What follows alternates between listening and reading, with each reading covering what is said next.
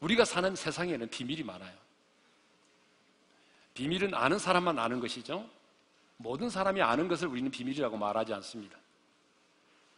그런데 사람들에게는 나만이 알고 있는 비밀이 많아요. 여러분, 생활의 달인에게도 비밀이 있고요, 명의에게도 비밀이 있습니다. 여러분, 사랑 많은 사람에게도 사랑 많은 비밀이 있다는 거 아세요? 일본의 정신의학자 사이토 시게타 씨는 사랑하는 사람으로부터 사랑을 받는 가장 중요한 비밀은 바로 자신을 사랑하는 것이라고 말을 했어요. 그렇습니다.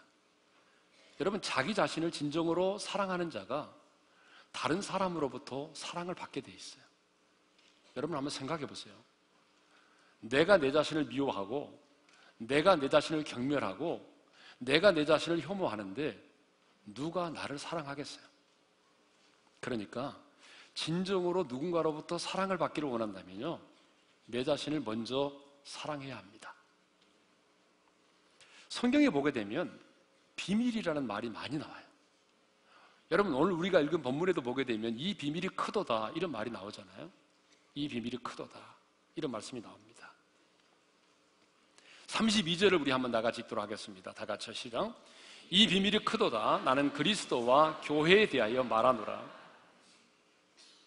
여기서 말하는 큰 비밀은요, 무엇을 의미하죠? 첫째로 남편과 아내와의 관계를 큰 비밀이라고 말합니다. 여러분, 31절을 우리 한번 읽겠습니다. 다 같이 시작. 그러므로 사람이 부모를 떠나 그의 아내와 합하여 그 둘이 한 육체가 될지니. 그리고 이어서 나오는 말이 무슨 말이죠? 이 비밀이 크도다 그랬어요. 이 말씀은 언제 하셨어요? 하나님이 아담과 하와를 지으시고 난 다음에 그들에게 하신 말씀이에요. 하나님께서 천지 만물을 창조하셨고, 그리고 아담을 지으셨어요. 그리고 성경에 보니까 이렇게 돼 있죠? 하나님 보시기에 좋았더라. 하나님이 창조한 모든 것이 하나님 보시기에 다 좋았어요. 근데 유일하게 하나님 보시기에 좋지 않았다고 하는 게 하나 있어요. 여러분, 그게 뭐죠? 아담이 혼자 사는 것이었어요. 그래서 하나님은 그 아담을 위해서 돕는 배필인 하와를 지으셨죠. 자, 여러분, 창세기 2장 18절 말씀을 우리 다 같이 읽겠습니다. 시작. 사람이 혼자 사는 것이 좋지 아니하니 내가 그를 위하여 돕는 배필을 지으리라 하시니라. 자, 사람이 혼자 사는 것이 좋지 않다라고 하나님 말씀하셨어요. 이것을 보게 되면 여러분, 외로움과 고독은 하나님이 되게 싫어하세요. 하나님은 사람으로 하여금 혼자 외롭게 쓸쓸하게 살도록 짓지 않으셨습니다. 여러분, 신앙생활도 마찬가지입니다. 신앙생활도 여러분, 나홀로 신앙생활은 성경적이 아닙니다. 하나님은 우리의 신앙생활도 더불어 하도록 하셨어요. 그래서 이 땅 가운데 교회라는 공동체를 허락해 주셨고, 또 교회 안에서도 소그룹이라는 여러 공동체를 허락하신 것입니다. 여러분, 신앙생활 절대로 나 홀로 하면 안 됩니다. 더불어 해야 됩니다. 자, 그러면 하나님은 돕는 배필인 하와를 어떻게 만드셨죠? 먼저 아담을 깊이 잠들게 하고 난 다음에 아담의 갈비뼈를 치해서 하와를 만드셨어요. 갈비뼈는 우리의 심장을 보호하는 것입니다. 심장은 우리의 인격의 자소예요. 하나님이 아담의 갈비뼈를 치해서 하와를 만드셨어요. 그리고 아담이 잠에서 딱 깨어나 보니 하나님이 하와를 만드사 자기 앞에 이끌어 오셨어요. 여러분, 그때 아담이 딱 하와를 바라보는 순간에 인류 역사상 가장 아름다운 사랑을 고백합니다. 그 사랑의 고백의 내용이 뭐죠? 이는 내 뼈 중에 뼈요 살 중에 살이라고 하는 것입니다. 무슨 얘기입니까? 하나님께서 내 뼈를 치하여 당신을 만드셨기 때문에 당신과 나는 뗄래야 뗄 수 없는 바로 한 몸이 되었다는 것입니다. 그렇습니다. 하나님은 아담의 갈비뼈를 치하여 하와를 만드심으로 두 사람이 떨어져서 살 수 없는, 뗄래야 뗄 수 없는 한 몸이 되게 하셨습니다. 뿐만 아니라 이 부부의 관계를 통해서 완전한 한 몸이 되게 하셨습니다. 여러분, 이 사실이 얼마나 신비롭고 경이로운 일입니까? 아담과 하와는 이제 둘이 아니라 한 몸이 됐습니다. 벌거벗었으나 부끄러워하지 않았습니다. 여러분, 이것이 부부의 신비입니다. 또 오늘 본문을 보게 되면 또 하나의 비밀이 있습니다. 또 하나의 큰 비밀이 뭐냐면 바로 그리스도와 교회와의 관계입니다. 여러분, 32절을 읽겠습니다. 32절 다 같이 시작. 이 비밀이 크도다. 나는 그리스도와 교회에 대하여 말하노라.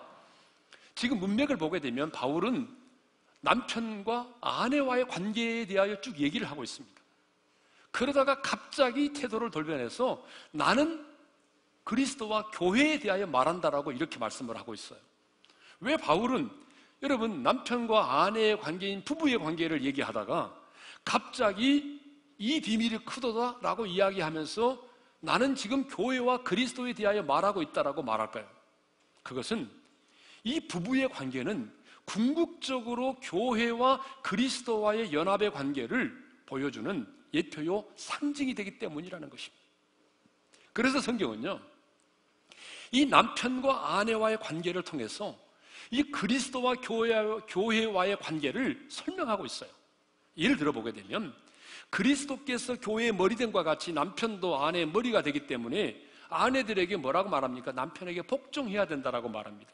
23절 우리 자매님들만 읽겠습니다. 다 같이 시작. 이는 남편이 아내의 머리됨이 그리스도께서 교회의 머리됨과 같음이니라. 또 남편들에게도 말합니다. 그리스도께서 교회를 사랑하신 것과 같이 아내를 사랑하라고 가르칩니다. 25절 남자들만 읽겠습니다. 시작. 남편들아 아내 사랑하기를 그리스도께서 교회를 사랑하시고 그 교회를 위하여 자신을 주신 것 같이 하라. 여러분, 그냥 사랑하라고 말하지 않아요. 교회와 연관되어서 말씀하고 있어요. 그냥 복종하라고 말하지 않아요. 그리스도가 교회의 머리 되기 때문에 복종하라는 거예요. 자, 이것을 보게 되면 부부의 관계처럼 그리스도와 여러분 교회의 관계도 역시 너무나 신비하고 비밀스러운 관계라고 하는 것입니다. 그러므로 부부의 관계를 통해서 하나됨을 경험하고 부부의 관계를 통해서 거룩한 신비를 경험한 자만이 오늘 그리스도와 교회의 하나됨과 그 거룩한 신비를 경험할 수 있다는 얘기입니다. 그러므로 우리는 부부의 관계를 통해서 하나님의 사랑을 경험해야 됩니다. 부부의 하나됨을 통해서 교회의 하나됨을 경험해야 됩니다. 그러니까 부부의 관계를 통해서 주님의 몸된 교회의 거룩함과 영광을 경험할 수 있어야 하는 것입니다. 하나님은 주님의 몸된 교회의 이 거룩한 신비와 영광스러운 비밀을 깨달아 알도록 하기 위해서 오늘 우리에게 부부의 관계를 허락하셨다는 사실입니다. 그렇다면 이 영광스러운 비밀을 아는 부부는 어떻게 살아야 될까요? 오늘 두 가지를 생각해 보겠습니다. 첫째가 뭐냐면 자기 아내를 사랑하라입니다. 우리 남편들만 33절을 읽겠습니다. 우리 남자들만 여자들 읽지 마세요. 33절 A절을 읽겠습니다. 다 같이 시작. 그러나 너희도 각각 자기 아내 사랑하기를 자신같이 하고. 아내를 사랑하는데요, 어떻게 아내를 사랑하라고 말하죠? 어떻게 사랑하라고 말해요? 자기 아내를 사랑하는데 자신과 같이 사랑하라는 것입니다. 28절에도 자신과 같이 아내를 사랑하라고 말씀하고 있습니다. 여러분, 사랑은 말이 아닙니다. 사랑은 철학이 아니에요. 사랑은 노래가 아닙니다. 사랑은 실제입니다. 그렇기 때문에 사랑에는 농도가 있고 기준이 있는 것입니다. 그 농도와 기준이 뭡니까? 첫째가 자신을 사랑하는 것처럼 아내를 사랑하라는 것입니다. 사람은 누구나 자신을 아끼고 사랑합니다. 특별히 우리 한국의 남자들은요, 얼마나 자기 자신을 사랑하는지 모릅니다. 몸에 좋은 것이라고 하면 여러분 어떤 것이든지 다 잡수시잖아요. 이런 남자들의 심리를 이용한 광고 카피가 유행을 한 적이 있었습니다. 얼마 전까지만 해도 남자한테 참 좋은데 어떻게 표현할 방법이 없네, 직접 말하기도 그렇고 뭐 그런 광고 있었잖아요. 예. 이런 광고를 보면 우리 한국 남자들이 얼마나 자기 자신의 몸을 사랑하는지 알 수 있습니다. 자신의 몸을 위해서 술도 끊고 담배도 끊고 운동도 합니다. 그런데 하나님 말씀하십니다. 네가 그렇게 네 자신을 사랑하는 것과 같이 너의 아내를 사랑해라. 연약한 그릇인 아내를 너의 몸처럼 사랑하라. 그렇게 하나님이 말씀하십니다. 그러면 왜 남편은 자신을 사랑하듯 아내를 사랑해야 될까요? 여러분, 그 이유는 너무 간단합니다. 28절 하반절에 나와 있어요. 다 같이 읽겠습니다. 시작. 자기 아내를 사랑하는 자는 자기를 사랑하는 것이라. 여러분, 왜 내 아내를 내 몸을 사랑하듯이 사랑해야 됩니까? 그것은 내 아내를 내 몸을 사랑하듯 사랑하는 것은 곧 내 자신을 사랑하는 것이 되기 때문이라는 거예요. 왜 그래요? 그것은 우리 두 사람이 둘이 결혼해서 한 몸이 되었기 때문에 그래요. 여러분, 부부가 한 몸이 됐기 때문에 내가 내 자신을 사랑해서 내가 내 아내를 사랑하는 것은 곧 내 자신을 이해하는 거라는 거예요. 여러분, 이 사실을 아셔야 돼요. 그러므로 아내에게 상처를 주는 것은 곧 내게 상처를 주는 것이고, 내가 내 아내를 구박하는 것은 내 자신을 구박하는 것이고, 내가 내 자신을 미워하는 것은, 내 아내를 미워하는 것은 곧 내 자신을 미워하는 것이 된다는 거죠. 왜? 우리 두 사람은 한 몸이니까. 둘이 한 몸이기 때문에. 그런데 어리석은 남편들이 이 사실을 잘 몰라요. 아내가 아프다고 하면 또다시 장가들 수 있다는 그런 흐뭇한 생각에 좋아하는 사람들이 있어요. 얼마나 어리석은 사람인지 모릅니다. 또 성경은 남편들에게 아내를 어떻게 사랑하라고 말하냐면, 사랑의 농도와 기준 두 번째는요, 그리스도께서 교회를 사랑하듯 아내를 사랑하라고 말씀하십니다. 여러분, 25절을 읽겠습니다. 다 같이 시작. 남편들아, 아내 사랑하기를 그리스도께서 교회를 사랑하시고 그 교회를 위하여 자신을 주신 같이 하라. 여러분, 우리 주님이 몸된 교회인 우리를 어떻게 사랑하셨습니까? 죽도록 사랑하셨지 않습니까? 자신을 내어주셨잖아요. 십자가에 달려 죽도록 우리를 사랑하셨잖아요. 여러분, 우리를 사랑하기 때문에 여러분 자기의 모든 것을 내려놓으셨잖아요. 수치와 조롱과 멸시도 받으셨잖아요. 피는 생명인데 자기의 생명도 아낌없이 우리를 위하여 내어주셨잖아요. 주님이 교회인 우리를 그렇게 사랑한 것처럼 너희도 너희 아내를 그렇게 사랑하라고 성경은 우리에게 가르치고 있습니다. 사랑하는 성도 여러분, 사람은요, 사랑을 먹고 살게 돼 있습니다. 왜? 하나님의 형상대로 지음받았기 때문에. 하나님은 사랑입니다. 하나님의 대표적인 성품이 사랑입니다. 근데 그 하나님이, 사랑이신 하나님이 당신의 형상대로 우리 인간을 지었어요. 그렇기 때문에 우리 인간도 여러분 사랑을 먹고 살게 되어 있습니다. 특별히 아내는 사랑을 받아 먹지 못하면 살 수 없습니다. 가끔 남편들 가운데 이런 사람들이 있습니다. 내가 돈을 벌어 생활비를 대주는 것만으로 남편의 사명을 다했다라고 착각하는 그런 남자들이 있습니다. 그러나 여러분 분명히 아시면 사람은요, 돼지가 아닙니다. 짐승이 아니에요. 사람은 밥만 먹고는 못 살아요. 오늘 여러분의 아내가 오직 밥만 먹고도 잘 살고 있다면 여러분의 아내는 정상적인 여자가 아닙니다. 여러분의 아내가 여러분에게 나는 당신 없이도 좋아, 돈만 한 달에 꼬박박 챙겨줘, 이런 아내가 있다면 정상적인 여자가 아닙니다. 사람은 하나님 형상대로 지음받은 우리 인간은 그리움을 먹고 삽니다. 사랑을 먹고 살아요. 여러분, 아무리 맛난 음식도 혼자 먹으면 맛없어요. 아무리 최고급 별 5개짜리 인류 호텔이라 하더라도 혼자 자려고 하면 잠이 잘 안 옵니다. 남편이 아내에게 줄 수 있는 최고의 선물은 돈이 아니라 사랑입니다. 아무리 돈을 벌어다 주어도 사랑받지 못하면 그 아내는 불행한 것입니다. 그러나 여러분, 경제적으로는 어려워도 사랑을 받는 아내는 행복한 것입니다. 아내는 남편으로부터 사랑을 받는 만큼 자신감을 갖게 돼 있어요. 아내는 남편으로부터 사랑을 받는 만큼 여러분 아름다워지게 돼 있어요. 반면에 아내가 남편으로부터 사랑받지 못하면 사랑받지 못한 만큼 자신감을 잃게 되어 있고요, 남편으로부터 사랑받지 못하면 사랑받지 못하는 만큼 아내는 초라하게 되어 있습니다. 그러므로 남편에게 있어서 남편의 예정은 아내에게 있어서 뭐와 같냐? 여러분, 생명과도 같은 것입니다. 생명. 사랑하는 성도 여러분, 돈이 없어서 가정이 무너지는 것이 아닙니다. 오늘날 많은 사람들이 말합니다. 우리 가정은 돈이 없기 때문에 불행하다. 여러분, 물론 돈이 없으면 현실적으로 우리가 정말 불편합니다. 얼마나 불편한지 모릅니다. 그러나 엄밀히 따져보게 되면 돈이 없기 때문에 그 가정이 무너지고 돈이 없기 때문에 그 가정이 황폐화되는 것이 아니에요. 따지고 보게 되면 돈이 아니라 사랑이 식어졌기 때문입니다. 사랑이 무너졌기 때문에 그 가정이 황폐화되는 것입니다. 그러므로 이제 자신의 몸을 사랑하듯이 주님의 몸된 교회를 사랑하듯이 여러분의 아내를 사랑할 수 있기를 바랍니다. 오늘 함께 부부가 오신 분들은 남편이 아내의 손을 꼭 잡고 이렇게 말해 주십시오. 여보, 내가 그렇게 사랑할게. 왜 나를 쳐다보세요? 아내를 쳐다보고 그렇게 말하란 말이에요. 네. 괜히 옆 사람 다른 여자 손잡지 말고. 네. 지금까지 우리 남편이 참 부담스러운 얘기였는데요. 지금부터는 아내들이 좀 힘들어하는 시간입니다.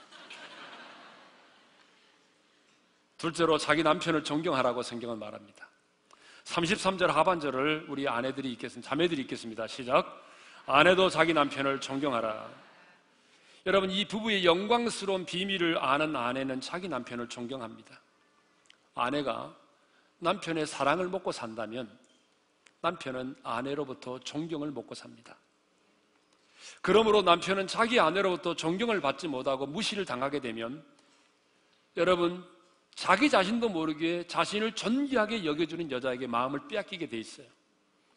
여러분, 상담학자들이 임상학적으로 얻은 결론 가운데 하나가 뭐냐면 남편들의 외도 뒤에는 남편을 무시하고 깔보았던 아내들의 경멸이 있었다는 것입니다. 여러분, 제가 목회자로서 상담을 많이 하는데 정말 이 말이 맞아요. 바람피는 남자들 보게 되면 남편을 무시하는 아내가 뒤에 있어요. 남편을 경멸하는 아내가 뒤에 있단 말이에요.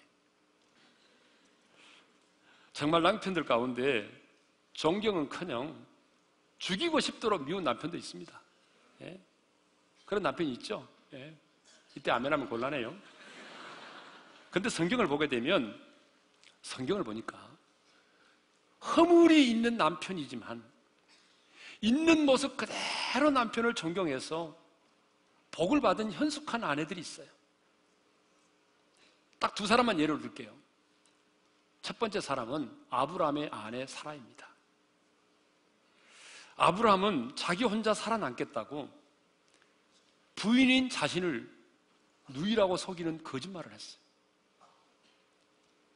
그리고 자기 혼자 살아남겠다고 부인인 자신을 다른 남자의 침실로 보내버린 사람이에요.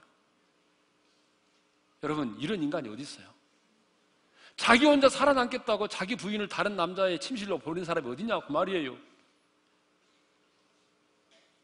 아내 입장에서 보게 되면 배신자입니다. 그럼에도 불구하고 그럼에도 불구하고 남편을 향한 존경심을 버리지 않았습니다. 그랬더니 하나님께서 그 믿음을 보시고 사라를 위기의 순간에 구출해내시고 그리고 아브라함의 가정에 복을 주셨습니다. 또 한 사람 케이스 듣게요. 이삭의 아내 리브가입니다. 여러분, 아내 입장에서 보게 되면 남편 이삭은요 카리스마가 없어요. 저 그런 우리 자매님들 정말 많이 만나왔거든요. 저한테 그렇게 말한 분이 여기 많이 계실 거예요. 목사님, 우리 남편은요 참 착해요. 근데 카리스마가 없어요. 너무 무능해요. 사람은 좋은데 답답해 못 살겠어요. 이런 분들이 많아요. 대표적으로 이삭이 그런 사람이었어요. 이삭은 그 시대에 이제 우물을 파잖아요. 그러면 우물이 얼마나 중요해, 목축업을 하는 사람에게. 근데 이삭이 우물을 파면 물이 나와요. 그러면 주변에 사람들이 와가지고 그걸 뺏었어요. 그러면 말없이 또 다른 곳에 가서 우물을 파잖아요. 근데 다른 사람이 우물을 파면 물이 안 나오는데 놀랍게도 이삭이 우물을 파면 물이 나온다는 거예요. 그럴 때마다 사람들이 와가지고 이 핑계 저 핑계 대면서 그 우물을 다 빼앗아 버린 거예요. 그러니까 이삭은 맨날 남 좋은 일만 시키는 거예요. 우물 파서 빼앗기고 또 다른 곳에 가서 우물 파서 또 빼앗기고 그렇게 여러분 여러 곳을 전전해야만 했습니다. 쫓겨다니면서. 아내인 리브가 입장에서 보게 되면 너무나 무능하고 연약한 남편의 모습이죠. 여러분 안 그래요?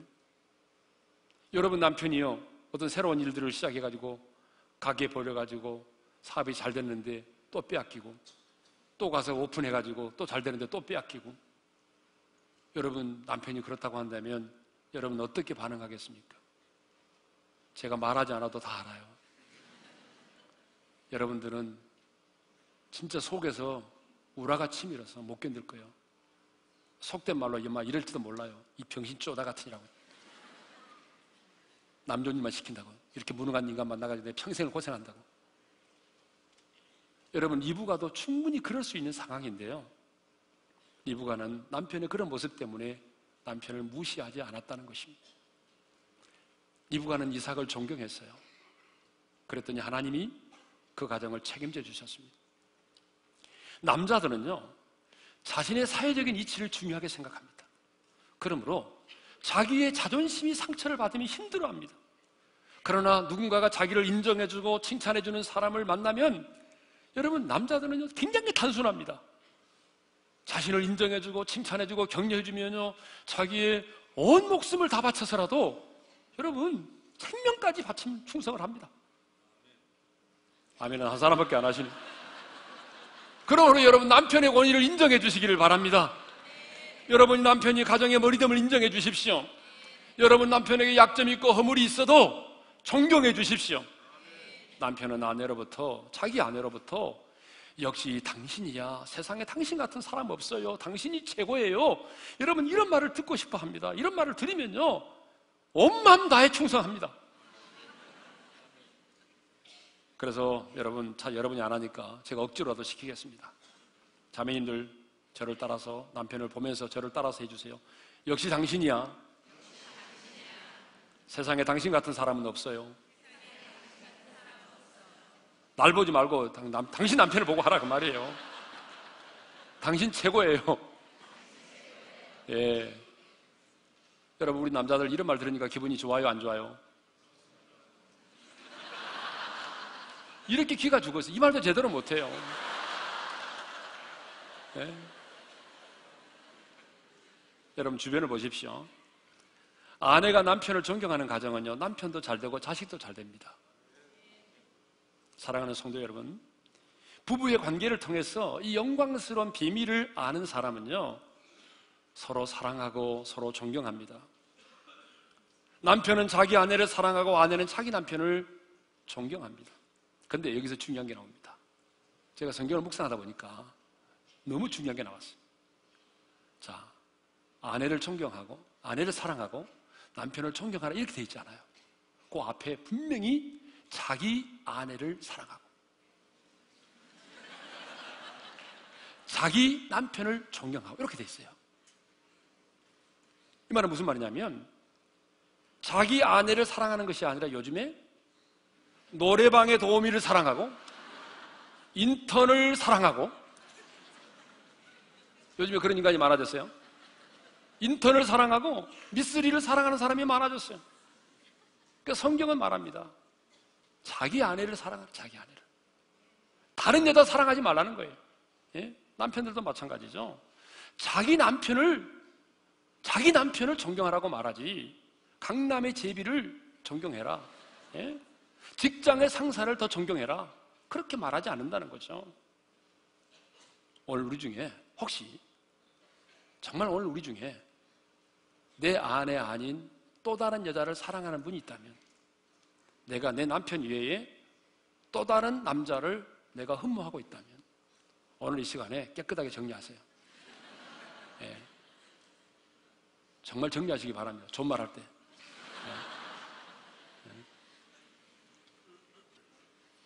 이렇게 사랑과 존경이 가정의 초석이 되고 기둥이 될 때에 여러분 그 가정은 흔들리지 않습니다. 사랑과 존경이 함께할 때에 사단이 넘볼 수 없는 가정이 되는 것입니다. 그런데요, 이제 마지막으로 우리가 정말 중요하게 생각해야 될 부분이 하나 있습니다. 우리가 아무리 부부의 비밀을 알아도 우리 힘과 우리 결심만으로는 이렇게 사랑할 수가 없고 이렇게 존경할 수가 없다는 것입니다. 성령의 도우심이 필요하다는 것이죠. 그래서 바울은 여러분 우리에게 이 말씀을 주시기 전에 에베소서 5장 18절에서 오직 성령의 충만을 받으라고 명령을 하고 있는 것입니다. 우리 다 같이 읽겠습니다. 시작. 술 취하지 말라. 이는 방탕한 것이니 오직 성령으로 충만함을 받으라. 따라서 합시다. 오직 성령으로 충만함을 받으라. 여러분 이것은 명령입니다. 명령이에요. 받아도 되고 안 받아도 되는 문제가 아닙니다. 선택이 아닙니다. 이건 필수입니다.